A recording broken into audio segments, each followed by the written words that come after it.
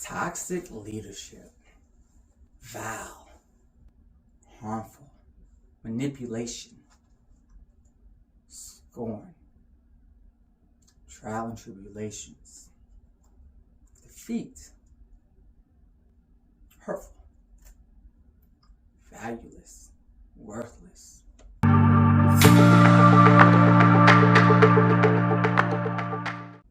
Is it me? Is it you? Is it them?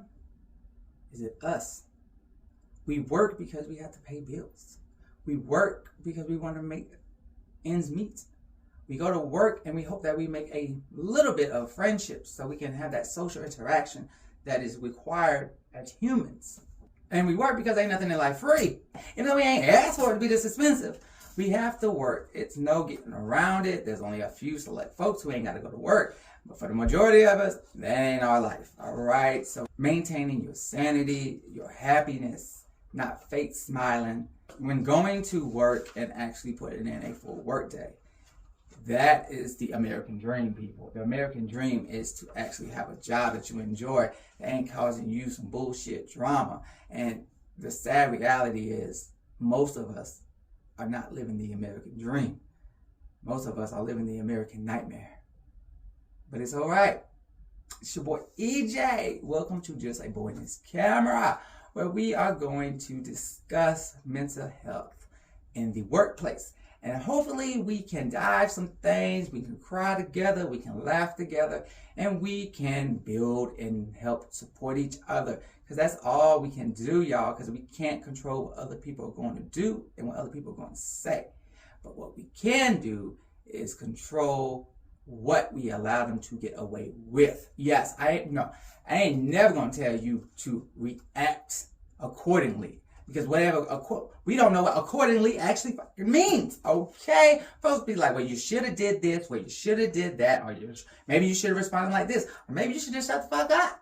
Because at the end of the day, I responded the way you made me feel. And people always want to be the one to poke the bear. See how far they can get. And then when the person snaps, they want to be like, oh man, I don't know why such and such snap. I don't know why EJ acting a fool over there. I ain't do nothing. Have you heard that before, y'all? Have you ever seen the bully become the victim in an instant? When the true victim finally fucking snaps and they become the aggressor. Oh yeah, it becomes a whole different, the look of the bully becomes 180, y'all. 180.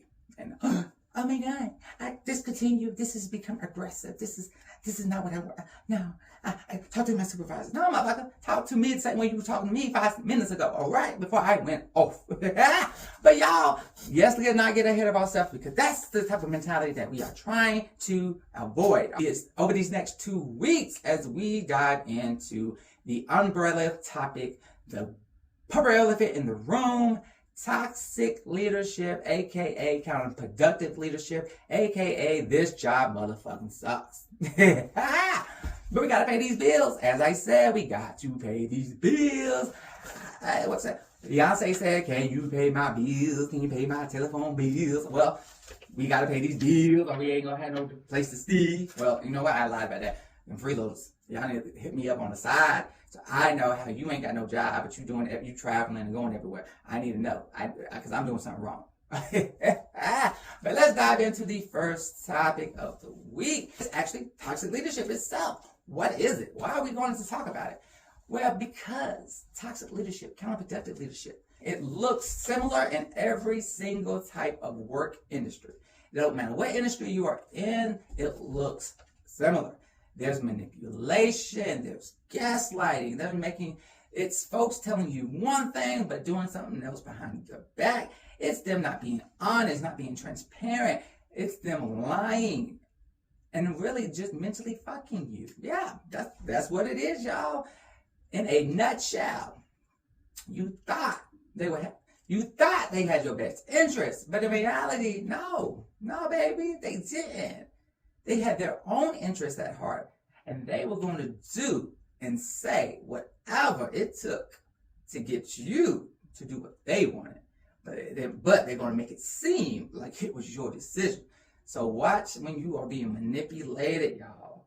But sometimes it's a good manipulation because we want to do this thing called the work culture, all right? Also be negative, and we're trying to change it. So we want you to buy in and work with us to get to that new culture. So sometimes the manipulation is not a bad manipulation, but it's when it's a negative, or you find yourself wondering why I did this because I'm in a worse predicament than I was before I did this. Then the manipulation was, as you can see, was not good. It was not in your best interest. All right. So I want y'all to get confused from the good manipulation and the bad manipulation. I know that's like, well, it's manipulation. Yes, but sometimes it can be a positive, especially when we are dealing with change. But change is a totally different subject for a totally different day, for a totally different video. All right. And we ain't getting into it. But toxic leadership is just that. And under this umbrella of toxic leadership, or counterproductive leadership, is where we are going to dive into different subjects. We are going to talk about the different generations that are in the workforce. We're going to talk about the most important resource that you can afford to lose. What does it actually mean when you say, I'm tired? What is actually going on that you are tired when you leave work? The reality of being a whistleblower. Yeah, so whistleblower is the one that is going to call out leadership. It got pros, it got cons, it got highs, it got lows. And you have to make the great decision yourself. If you're going to want to be the whistleblower, are you going to want to take on that burden, that load, that responsibility? It's not easy. But when it's required, you will be the hero. But unlike the movies, the hero does not always have a good ending. And sometimes you, as the hero, is actually the sacrifice to get the result that you actually were fighting for, but you don't get the benefit from it. But being a silent hero is not always bad. But it is if you wanted that job or that position, because normally the silent hero is removed. And then we are going to talk about some leadership principles. Are they actually being utilized in the industry that you're working for?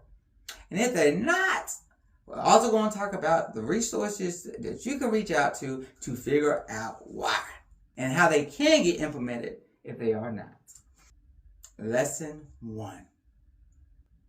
I'm tired.